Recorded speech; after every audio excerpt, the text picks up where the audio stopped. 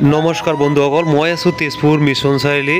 এয়া চাব পৰিছে তেজপুৰ মিছন চাৰিআলিৰ যিটো দৃশ্য, বহুত ভিৰ গাড়ী ঘোঁৰাৰ। যিহেতু তেজপুৰ মিছন চাৰিআলিৰ এইটো উৰণ সেতু হৈ আছে, আপোনাৰ বহুত কষ্ট কৰি আছে মানুহবিলাকে, কিন্তু অলপ দিন পিছত চবেই আৰাম পাই যাব। যিহেতু ৰাস্তাটো বনি আছে, সেইকাৰণে ইমান ভিৰ দেখিব পাৰিছে। এয়া ৰাস্তাৰ কাম চলি আছে। ময়ো ৰাস্তাৰ জামত ফাঁচি গৈছোঁ বন্ধুসকল। এয়া চাব পাৰিছে মানুহবিলাকে কেনেকৈ ৰখি আছে, যিহেতু কাম চলি আছে, একদম ভিৰ। এয়া গৈ আছোঁ, চাব পাৰিছে কিমান ধুনীয়াকৈ কাম চলি আছে।